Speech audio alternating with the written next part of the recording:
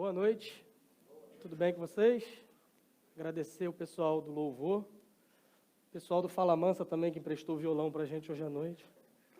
Falei com o Igor, o Flávio está de férias, eu tenho que escolher alguém e foi ele, enfim.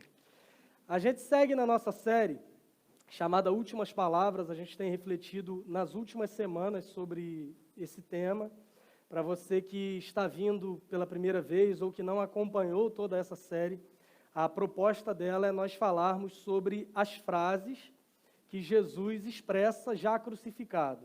E ao longo das últimas semanas, a gente vem fazendo exatamente isso. Se você conhece o texto bíblico, se você conhece os evangelhos, se você já assistiu a algum filme sobre a paixão de Cristo, é provável que você esteja habituado já a algumas dessas frases, e a gente vem fazendo isso e explicando como cada uma dessas sentenças, por mais simples que pareçam, por mais simplórias, elas têm muito a nos ensinar na nossa caminhada, na nossa vida cristã. A primeira delas foi quando Jesus pede que Deus perdoe os seus algozes. Ele, já na cruz, pendurado, ele vai fazer uma oração dizendo: Pai, perdoa-lhes, eles não sabem o que fazem. Em segundo lugar, ele está ali com 2 ladrões, um de cada lado seu, e de repente um desses ladrões está zombando de Jesus, enquanto o outro ladrão, ele clama por misericórdia. Ele pede a Jesus que se lembre dele quando chegar no paraíso. Jesus vira para o lado e fala: não, bandido bom é bandido. Não é isso que Jesus faz, né? Pelo contrário, ele vira para esse homem e ele fala o quê? Eu te asseguro, eu te garanto que ainda hoje você estará comigo no paraíso. Depois é um diálogo de Jesus com João e com Maria. E João, o seu discípulo amado, Jesus diz para ele: aí está a sua mãe. E para Maria, que é a sua mãe, ele aponta para João e diz: aí está o seu filho, eu estou providenciando para vocês agora uma nova família. Depois nós chegamos ao texto onde Jesus se sente abandonado, que ele clama a Deus dizendo: Deus meu, por que me desamparaste? E a gente vem entendendo como essas frases nos ensinam. Depois uma palavra de aflição, quando ele diz: tenho sede, e talvez foi a semana mais difícil a gente compreender alguma coisa a partir dessa frase de Jesus. E na semana passada, que foi o nosso musical, nós falamos sobre a sentença onde Jesus diz: está consumado, o que isso significa para nós. Se você acompanha as nossas redes sociais, você viu que essa semana também nós tivemos uma série que é uma espécie de resumo dessa série que nós estamos fazendo aqui, com diversas pessoas da igreja e ao longo da semana falando sobre cada uma dessas sentenças. E hoje nós chegamos à conclusão dessas 7 palavras de Jesus. Ainda não é o fim da série, na semana que vem a gente vai ter um momento de reflexão ainda sobre tudo isso que a gente falou, mas hoje nós vamos nos dedicar a falar sobre a última frase proferida por Jesus já crucificado. Para todas elas, o pano de fundo é o mesmo, o cenário é o mesmo. Jesus está ali pendurado numa cruz, prestes a morrer, para alguns uma morte prematura. Ele de fato era um homem muito jovem, de acordo com os nossos padrões, para experimentar a morte. Jesus ele tinha, na ocasião da sua morte, 33 anos de idade. É um homem no auge da idade. É a idade onde o homem está desfrutando de sua plenitude. É comprovado que nessa idade o homem é mais inteligente, mais equilibrado entre maturidade e vigor.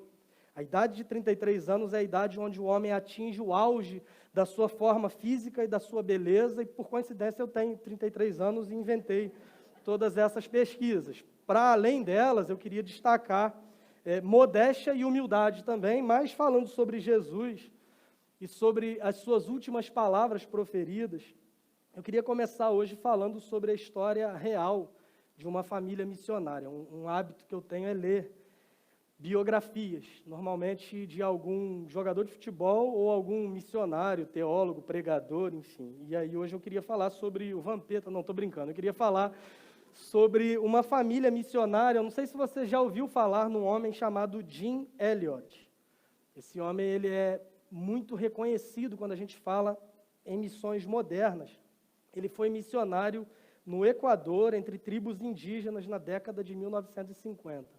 Esse homem chamado Jim, ele se casou em 1953 com uma mulher chamada Elizabeth, e eles se dedicaram a evangelizar os índios Quechua, uma tribo muito específica, bem no interior de algum lugar do Equador. No ano seguinte, 1954, eles tiveram uma filha chamada Valerie, e onde eles estavam no meio dessa tribo, eles tinham uma certa abertura, uma certa liberdade, mas eles sentiram o desejo de evangelizar uma outra tribo, que esses índios eram conhecidos como Aucas. E esses Aucas, eles eram um povo extremamente conhecido pela sua violência. Ainda assim, eles quiseram levar o evangelho para essa tribo, e o Jim morava ali com a sua esposa, a sua filha, nessa região, com mais alguns casais de amigos de missionários também, e eles decidem, então, ir, tanto ele quanto 4 amigos, até essa tribo, para tentar algum contato, e eles conseguem, por meio do alto-falante do avião, eles conseguem se aproximar de um homem dessa tribo, dos Aucas, que a princípio teve uma relação, em certo sentido, amistosa. Ele chega a pegar uma carona de avião, o índio, ele chega a andar de avião com esses homens, e eles meio que combinam que voltariam para pregar a mensagem do evangelho para toda a tribo. Quando eles decidem voltar, esse índio que parecera amistoso a princípio, ele mentiu na tribo sobre a intenção desses homens, e eles sofreram uma espécie de emboscada. Eles tinham armas com eles, mas eles decidem não usar essas armas, e eles foram assassinados, perfurados por lanças, e os corpos desses 5 homens foram achados em um rio. O que é bem interessante dessa história, e ela chocou o mundo na época, e até hoje muitas pessoas que estudam a questão missionária, a missiologia, citam esse caso, é que a sua esposa, Elizabeth, e a sua filha, óbvio, junto com as demais esposas, elas decidiram seguir fazendo missões naquela região. Continuaram na tribo que moravam, que tinham uma certa entrada, uma certa abertura, até que anos depois eles têm a oportunidade de evangelizar novamente essa mesma tribo dos índios Aucas. Elas decidem ir, essa mulher vai até essa tribo, ela compartilha o evangelho, e um determinado homem se converte por meio da pregação do evangelho. Esse homem, ele vai crescendo na fé, ele vai amadurecendo, até que ele se torna um líder nessa comunidade, e uma igreja é plantada nessa localidade, nesse local, no meio desses índios. A sua família segue por ali, e anos mais tarde, eles fazem uma visita para esse mesmo local, e a filha dessa mulher, chamada Valerie, ela é impactada com a pregação do evangelho por meio desse líder, desse pastor dessa tribo indígena, e ela se converte ao evangelho, ela professa a fé em Jesus, sendo batizada por esse pastor, no mesmo rio que o seu pai havia sido morto, e o pastor era, inclusive, o que havia sido o assassino do seu pai. Tem um filme que conta essa história, o nome desse filme é Terra Selvagem, você pode procurar depois para pegar todos os detalhes, se isso te interessar.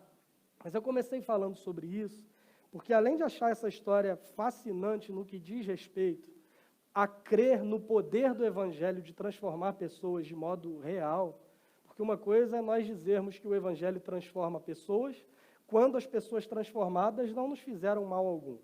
Quando as pessoas transformadas não têm nenhuma mancha na história delas que tenha a ver com a nossa história também.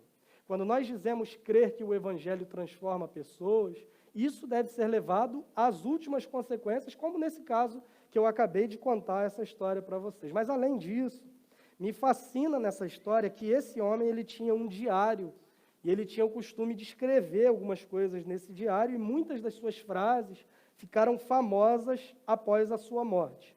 A frase que eu quero destacar é a seguinte: em um momento da sua vida ele diz o seguinte: quando chegar a hora de morrer, certifique-se que tudo que você tem a fazer é morrer.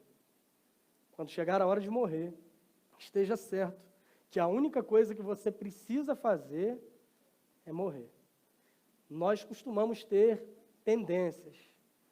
Talvez se alguém fala para você assim, você está no seu último dia, na sua última semana de vida, normalmente a gente vai ter que lidar com algumas pendências. É alguém que a gente precisa pedir perdão, é alguma situação que a gente precisa resolver, é a senha do banco que a gente precisa deixar para a nossa família, porque se a gente for embora, ninguém vai saber como fazer, o que fazer, vai dar muito mais trabalho.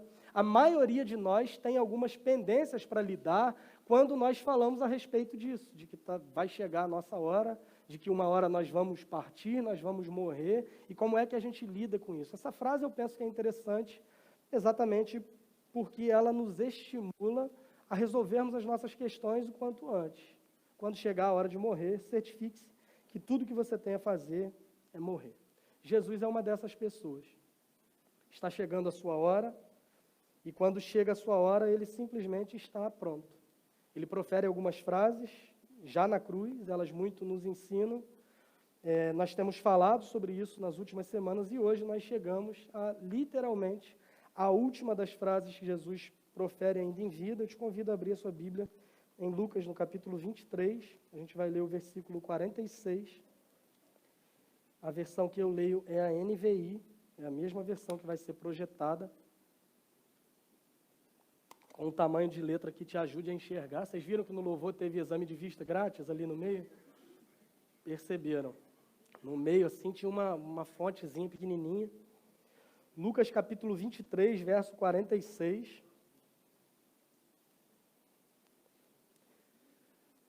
O texto diz o seguinte: Jesus bradou em alta voz: Pai, nas tuas mãos entrego o meu espírito. Tendo dito isso, expirou. Vamos orar? Deus, obrigado pela tua palavra lida, que ela nos inspire, que ela nos ensine, que ela nos ilumine, para que a nossa caminhada possa ser uma caminhada que reflita o amor do Senhor por nós. Que a gente consiga olhar para essa frase e perceber verdades que norteiam a nossa vida cristã. Que a gente consiga olhar para essa frase e enxergar nelas a motivação para a nossa caminhada, para o nosso caminho de maturidade espiritual, e que a gente viva essa vida para a honra e para a glória do Teu nome. A gente ora pedindo que seja assim, e a gente faz isso no nome de Jesus. Amém. Essa é, então, a última frase que Jesus profere imediatamente antes de morrer. Foram literalmente as suas últimas palavras. O nome dessa série é Últimas Palavras, mas essa frase foi exatamente a última frase que Jesus profere, e ela é um grito de alguém que está diante da morte. O evangelista vai nos dizer que Jesus bradou em alta voz. É um homem fraco, é um homem à beira da morte, é um homem sofrendo dores terríveis, é um homem que está agonizando na cruz. Ele tinha sentido sede e pedido por água poucos instantes antes. Tinham dado vinagre para ele, ele está no auge do seu sofrimento, mas agora o evangelista nos sugere que ele brada em alta voz. Parece que ele reúne ali o restante das suas forças e ele dá um grito, não de alguém desesperado, mas ele dá um grito de alguém que está seguro na hora da morte, porque chegou a hora de morrer, e a única coisa que ele tem a fazer nesse momento é exatamente morrer.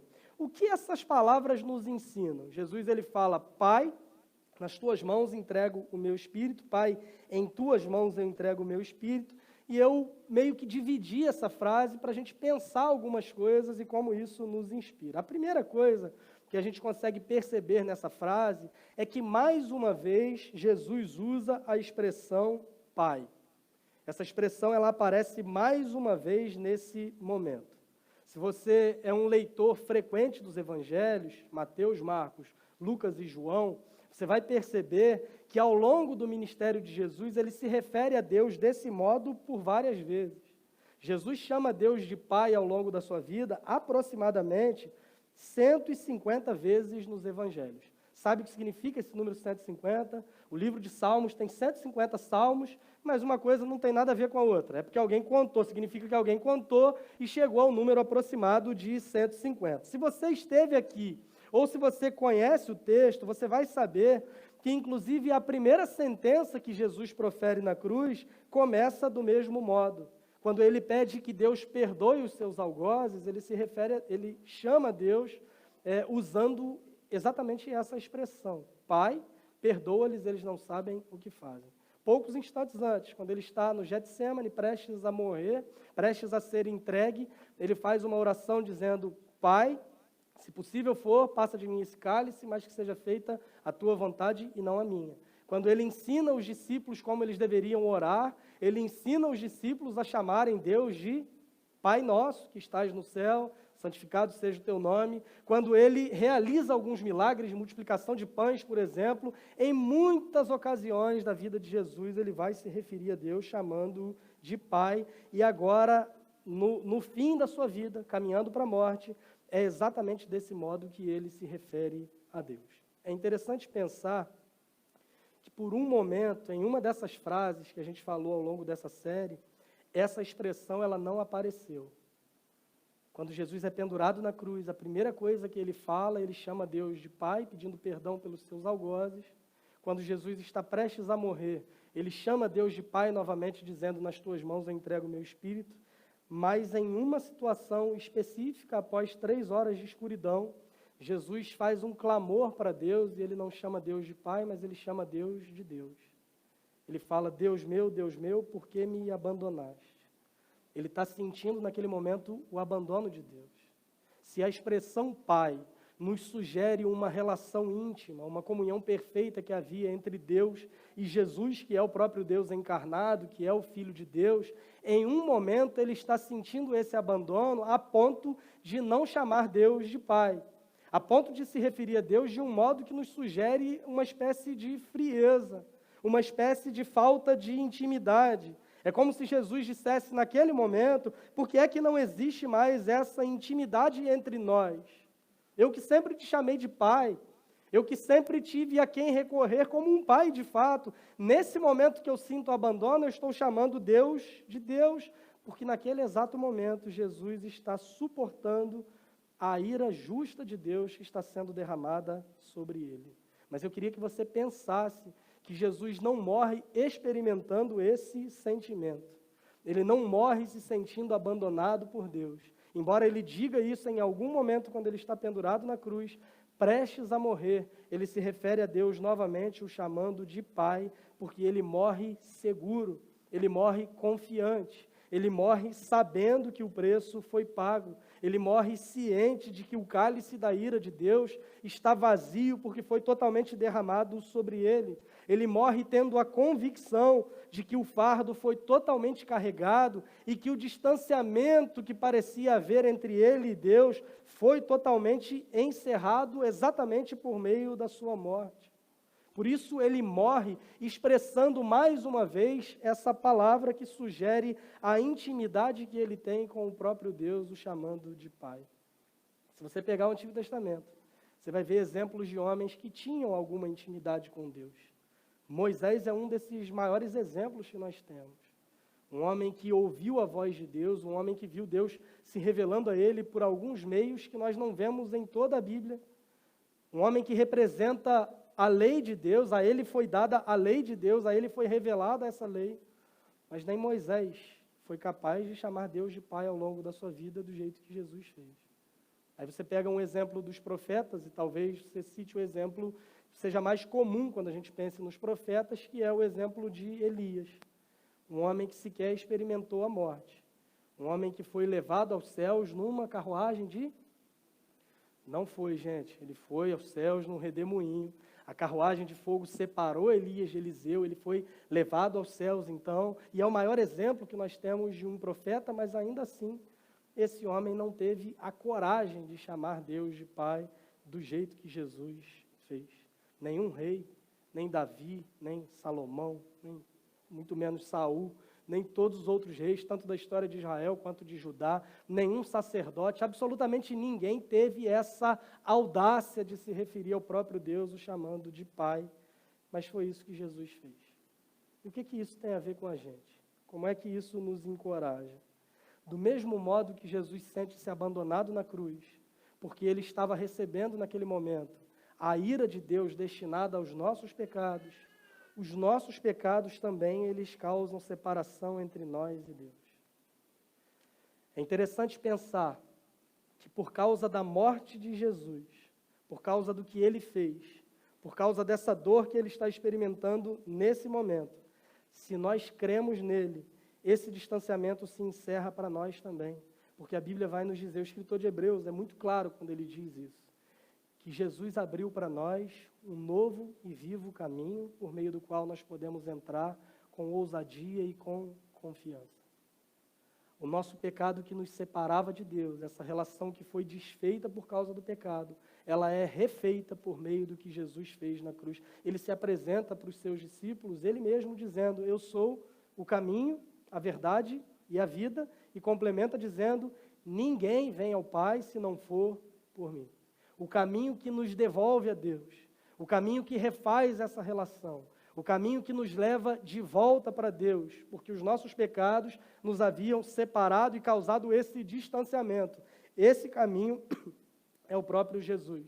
E isso nos impacta de um modo ainda maior quando nós pensamos no que eu acabei de dizer para vocês, que nenhum rei do Antigo Testamento, nenhum sacerdote, nenhum profeta, nenhum juiz havia se apresentado diante de Deus com tamanha intimidade.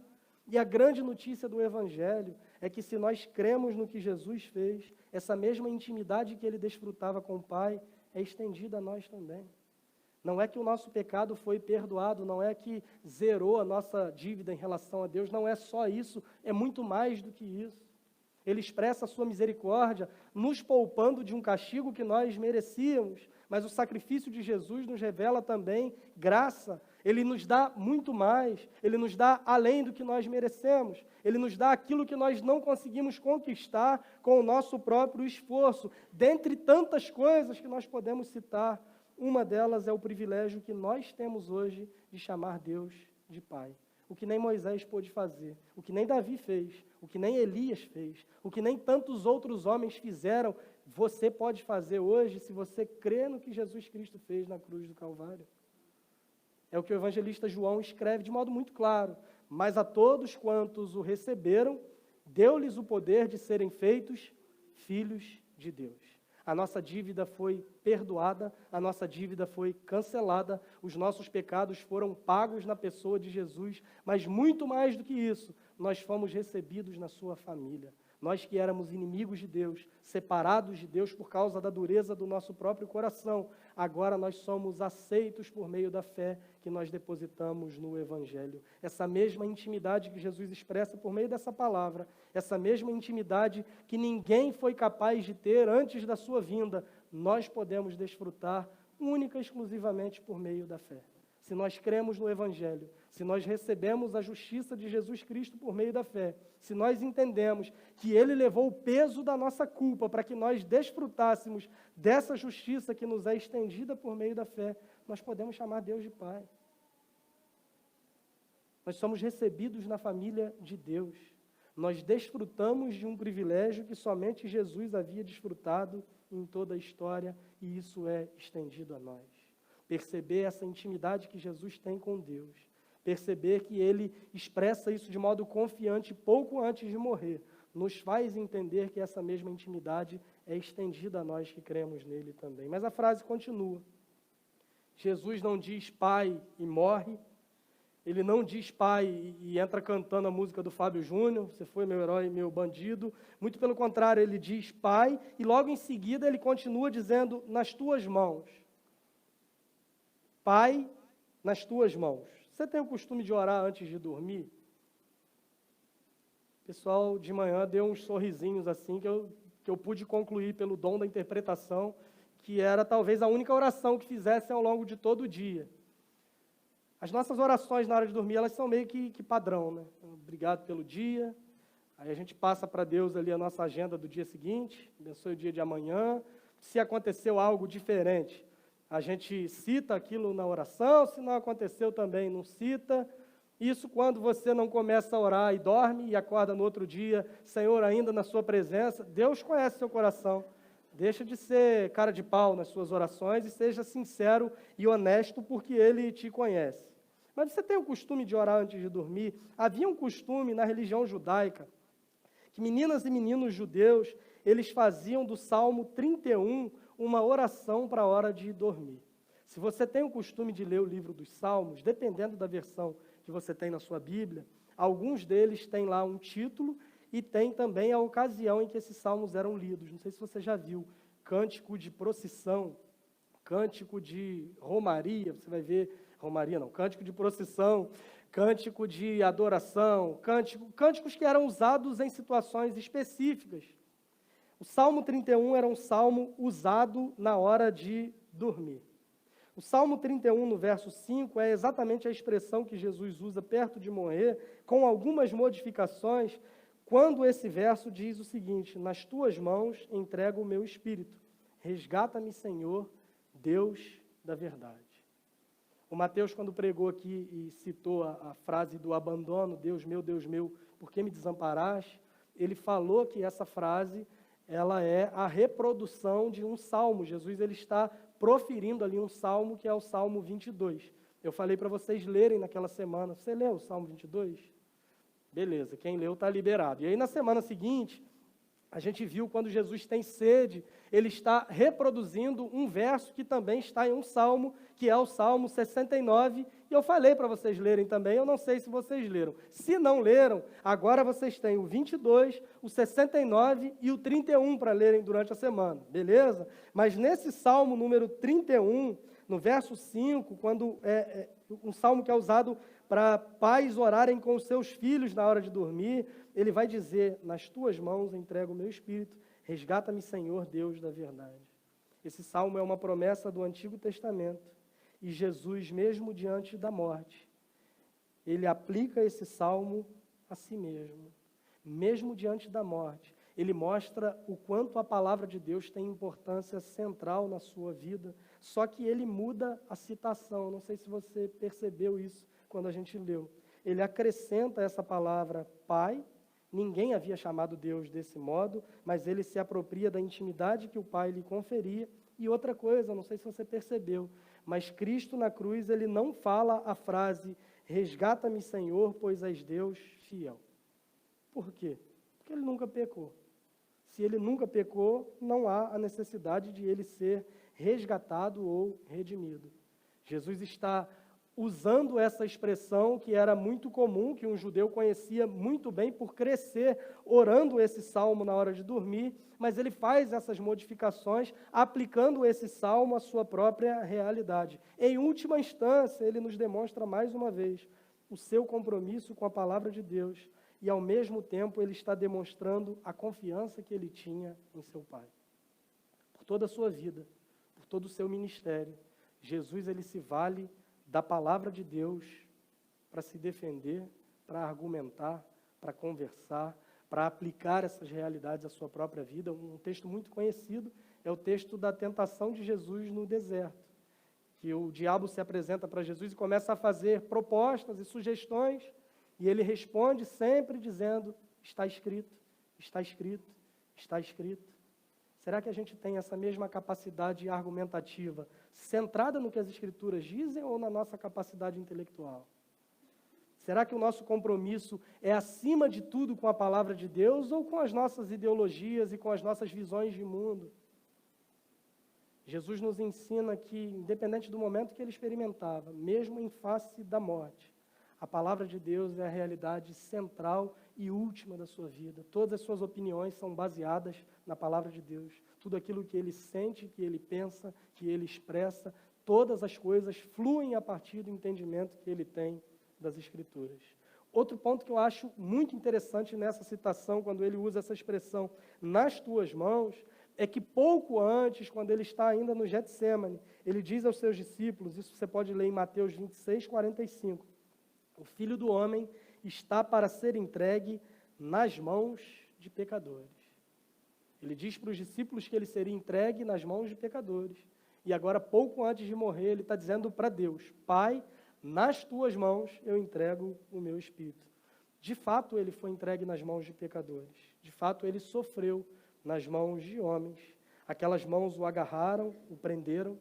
Aquelas mãos bateram nele, o despiram. Aquelas mãos colocaram uma coroa de espinhos sobre a sua cabeça. Aquelas mãos o pregaram em uma cruz.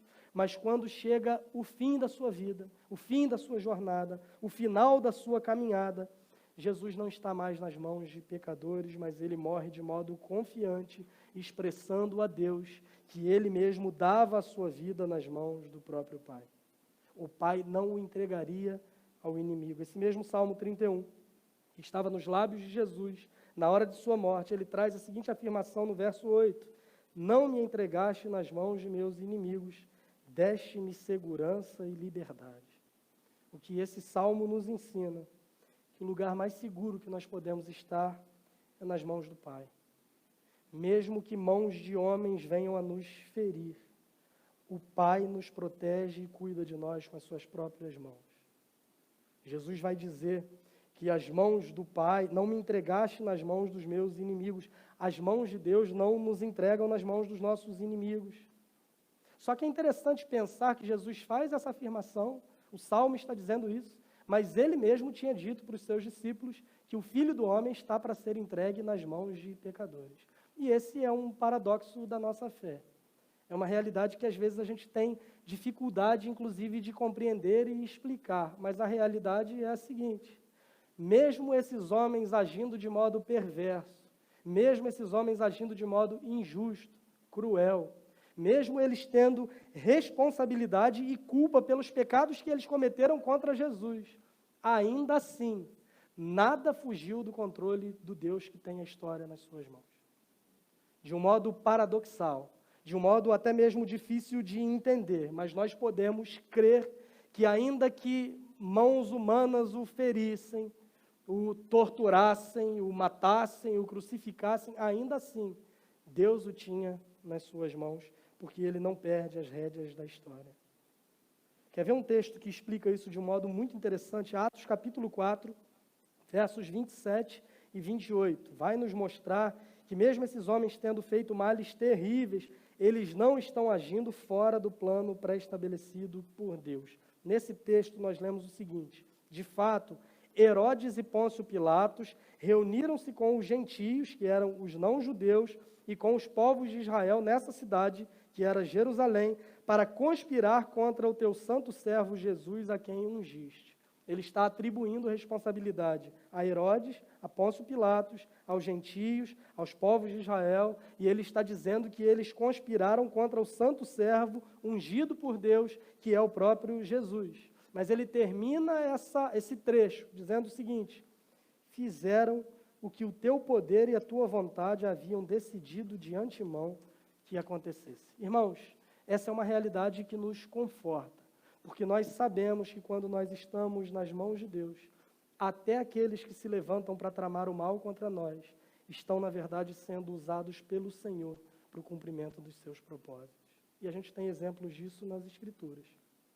A história de José, por exemplo, ele foi vendido pelos seus irmãos forjaram o seu assassinato, os seus irmãos enganaram seu pai. Deus usa a vida de José para preservar o mundo. O plano de Deus vai se desenrolando, ainda que os seus irmãos tivessem culpa, fossem responsáveis por cada uma dessas ações ruins, ainda assim eles estão agindo em conformidade com o plano de Deus.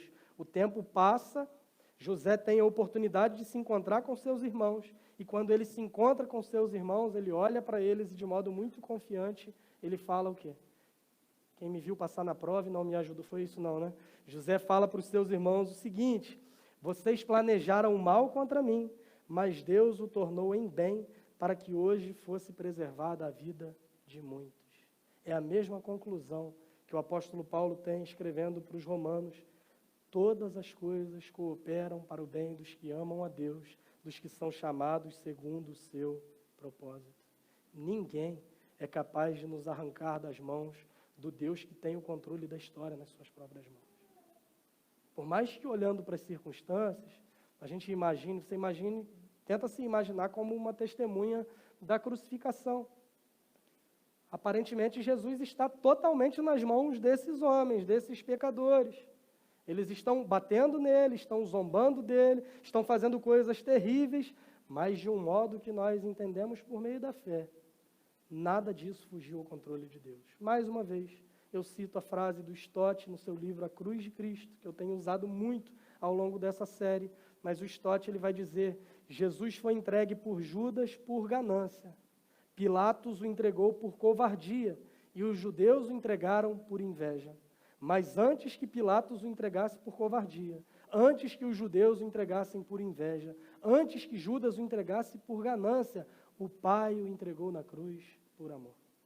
Mesmo que esses homens sejam responsáveis por esses danos terríveis que eles fizeram, mesmo que a culpa deles seja totalmente plausível, ainda assim, absolutamente nada foge ao controle do Senhor do universo, do que é soberano sobre todas as coisas, e que isso nos traga descanso e confiança para todas as áreas da nossa vida. Se estamos nas mãos de Deus, absolutamente nada é capaz de nos tirar de lá.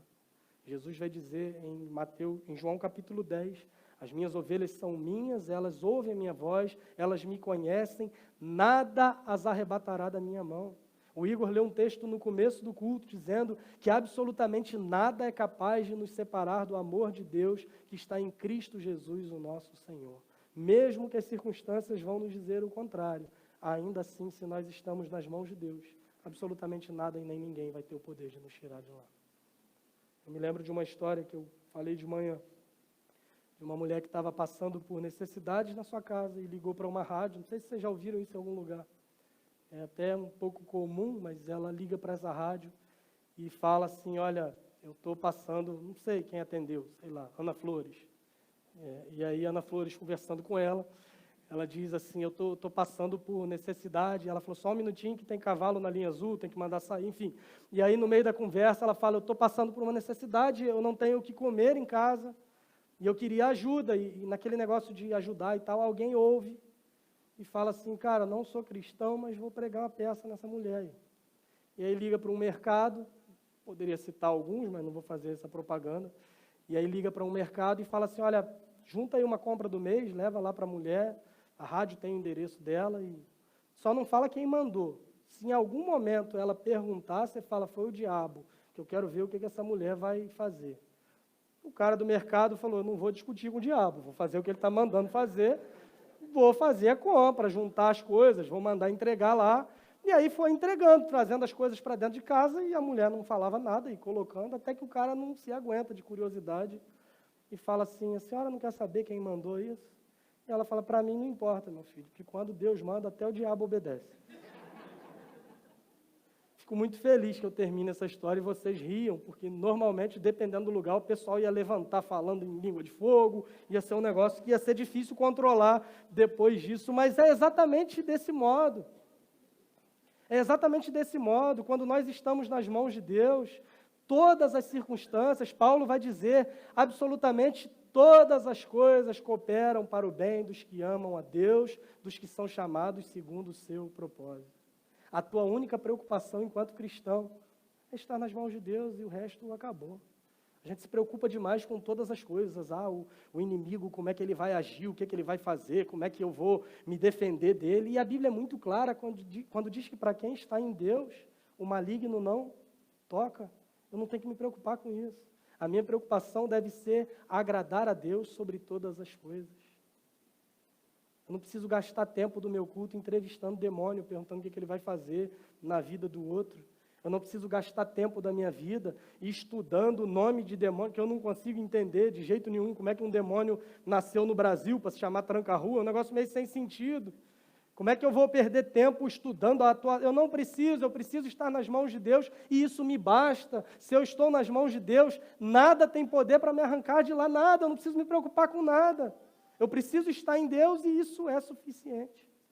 E é o que Jesus faz na hora da sua morte. Pai, nas tuas mãos, e a frase segue quando ele diz, eu entrego o meu espírito. Mais uma vez, em última instância, não foi Pilatos, Judas, os judeus, os religiosos, eu e você, em última instância, não fomos nós que levamos Jesus à cruz, mas ele o faz de modo voluntário para cumprir o propósito de Deus.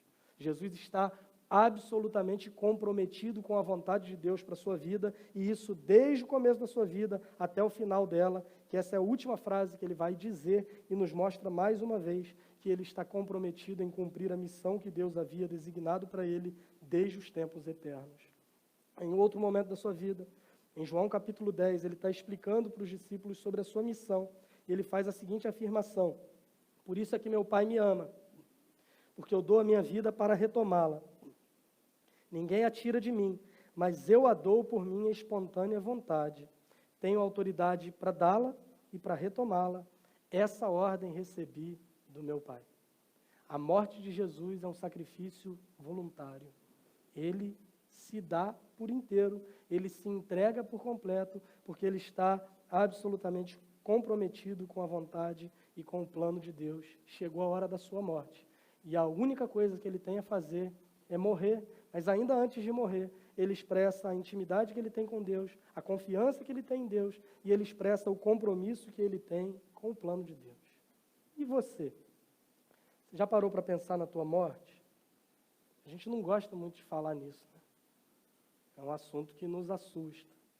Todo mundo quer ver Jesus, mas ninguém quer morrer para ver Jesus, né? A gente vai adiando, colocando os outros na nossa frente, pedindo a Deus para a gente viver igual a rainha da Inglaterra. Mataram ela essa semana, não sei se vocês viram isso. Soltar, enfim, vamos continuar aqui. No final do culto a gente conversa sobre a morte dela. Mas você já parou para pensar no fim da sua vida? Será que você tem essa mesma segurança no plano de Deus? A gente não gosta muito de falar sobre isso. A morte é um negócio que nos assusta. Mas eu queria te lembrar que você vai morrer. Não sei se é legal você sair de casa num domingo à noite, muita gente gripada, muita gente doente, outros com aquela doença antiga chamada Covid, tem uma galera pegando esse negócio ainda. E aí você sai de casa e chega aqui para eu te lembrar que você vai morrer, mas é uma realidade. Se Jesus não volta antes, você vai morrer, você não tem para onde fugir. Você pode demorar mais, pode demorar menos, mas essa é uma realidade que alcança a todos nós. A gente precisa confiar que no momento da nossa morte nós precisamos estar seguros. Jesus, ele morreu naquele tempo porque Deus quis desse modo.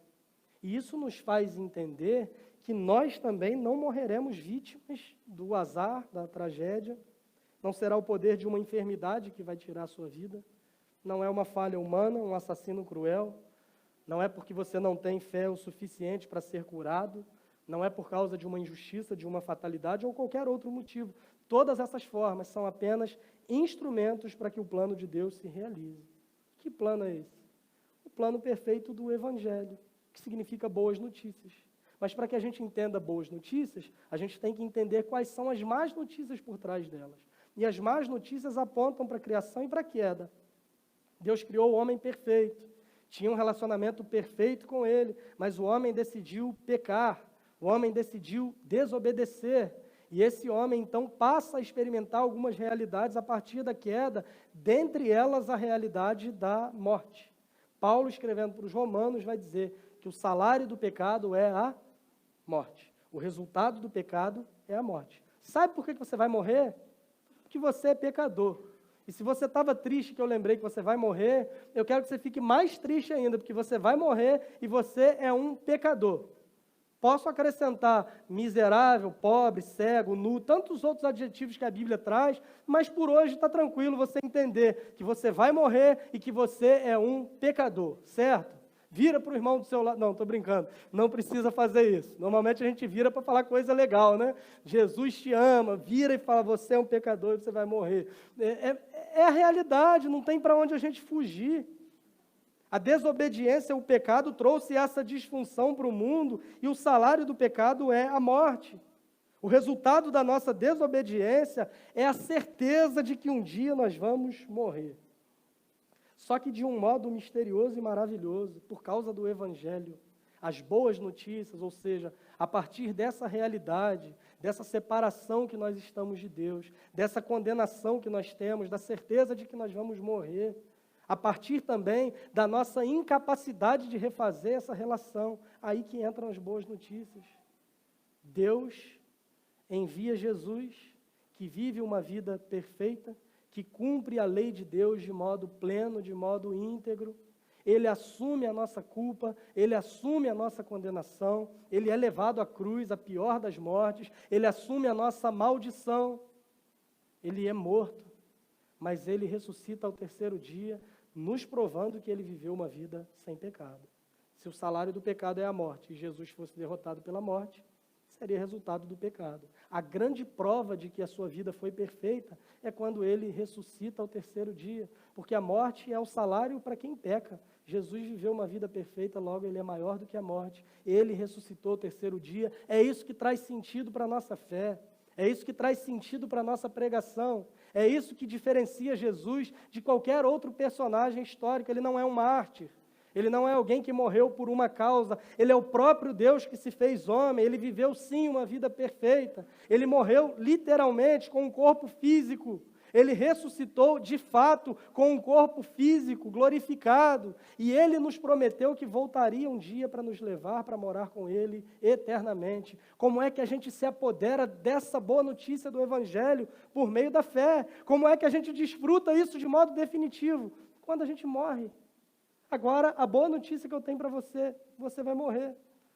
Sabe o que isso significa? Que se você crê em Jesus, quando você morre, você entra de modo definitivo nas mãos de Deus. Isso é assombroso da gente pensar, mas ao mesmo tempo é uma verdade maravilhosa que nos conforta. Quando nós morremos, ou quando Cristo voltar, estaremos definitivamente com o Senhor. Por isso o salmista vai dizer que nós não precisamos temer, mesmo quando nós andarmos no vale da sombra da morte, porque o Senhor está conosco, porque Ele é o nosso pastor, porque é Ele quem nos conduz.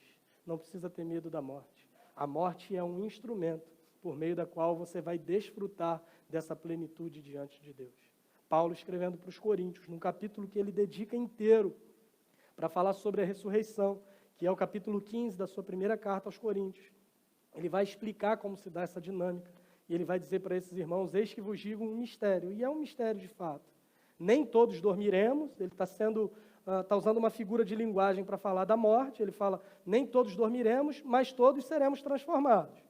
Ou você vai morrer, ou Jesus vai voltar antes, mas de uma forma ou de outra você vai ser transformado. E ele segue dizendo, vai ser num instante, num abrir e fechar de olhos, ao ressoar da última trombeta, a trombeta soará e os mortos ressuscitarão incorruptíveis. E ele vai dizer o porquê disso ser necessário. E ele fala, porque é necessário que esse corpo mortal se revista de imortalidade e que esse corpo corruptível, que se corrompe, que se desgasta, se revista de incorruptibilidade. Quando que é mortal? Se revestir de imortalidade. Quando que é corruptível? Se revestir de incorruptibilidade. Quando que isso vai acontecer? Quando a gente morrer ou quando a gente se encontrar com Cristo. E aí ele fala, então se cumprirá a palavra que está escrita. Tragada foi a morte pela vitória. Onde está a morte a sua vitória? Onde está a morte o seu aguilhão? O aguilhão da morte é o pecado, a força do pecado é a lei, mas graças a Deus que nos dá a vitória por meio do nosso Senhor Jesus Cristo. Essa certeza ninguém tira de nós. Essa certeza ninguém arranca de nós. As pessoas dizem que a esperança é a última que morre. Para nós, não. Para nós, a nossa esperança não morre, ela é maior do que a morte. A esperança para um cristão não é um conceito vago, a esperança para nós é uma pessoa, e é a pessoa de Jesus Cristo que venceu a morte e fez por nós, e desfrutaremos isso de modo completo um dia. Hoje ela ainda nos fere, a morte hoje ainda nos machuca, a morte hoje exerce algum tipo de influência ruim sobre nós, mas quando estivermos com Cristo, quando estivermos definitivamente nas mãos de Deus, se cumprirá essa palavra, porque o texto não diz que a morte será vencida, mas essa palavra será cumprida em nós. Tragada foi a morte pela vitória. Ela já está vencida, ela já está derrotada pelo poder que há no nome de Jesus, pelo que Ele fez por nós, que é exatamente o que significa a palavra evangelho. Boas notícias do que Deus em Jesus fez por nós. Como vai ser quando chegar a sua hora? Eu oro para que seja como Jim Elliot e os seus amigos, eu oro para que seja como Jesus, que você esteja pronto, preparado, e que não tenha absolutamente nenhuma pendência a ser resolvida ou nada mais a ser feito, a não ser afirmar de modo confiante a tua intimidade com Deus, chamando-o de Pai, a tua confiança nos seus planos, dizendo em tuas mãos, e a tua entrega total e absoluta a esses mesmos planos. Eu entrego o meu espírito, tudo o que eu sou. E a grande notícia do Evangelho é que essa mensagem não é só um modo de converter pessoas inimigas de Deus em pessoas amigas de Deus e aceitas por Ele. O Evangelho é a lente por meio da qual nós enxergamos todas as outras coisas. Essa mensagem, ela é poderosa o suficiente para nos salvar, mas ela é poderosa o suficiente para nos transformar dia após dia, para que sejamos mais parecidos com Cristo, para que ela seja uma realidade não somente na hora da morte, mas hoje, no meu trabalho, nas minhas relações, na minha família, na minha relação com o meu dinheiro, com o meu tempo, com o uso da internet, das mídias sociais, na minha relação com as pessoas que estão perto de mim, com as pessoas que estão longe, ou seja, em todas as áreas da minha vida eu preciso viver uma vida que seja condizente com essa mensagem que me alcançou e que me transforma dia após dia. Como isso é possível? Somente por meio do Evangelho. Somente se eu creio no Evangelho, eu posso chamar Deus de Pai, porque eu fui feito filho de Deus quando eu recebo Jesus como meu Senhor e o meu Salvador. Somente crendo no Evangelho, eu sou capaz de confiar nos planos de Deus, ainda que o mundo e as circunstâncias digam o contrário. E somente crendo no Evangelho, eu me entrego a Deus por completo, como resposta ao que Ele fez por mim. Foi exatamente isso que Ele fez por nós. Ele entregou o que Ele tinha de mais precioso. Ele entregou o seu próprio Filho, a fim de que nós fôssemos salvos do nosso pecado, da culpa do nosso pecado e das condenações que nos eram devidas. Mas hoje, por causa do que Ele fez, nós desfrutamos na promessa que Paulo apresenta para os Romanos no capítulo 8. Agora, pois, nenhuma condenação há para os que estão em Cristo Jesus. É isso que o Evangelho faz por nós.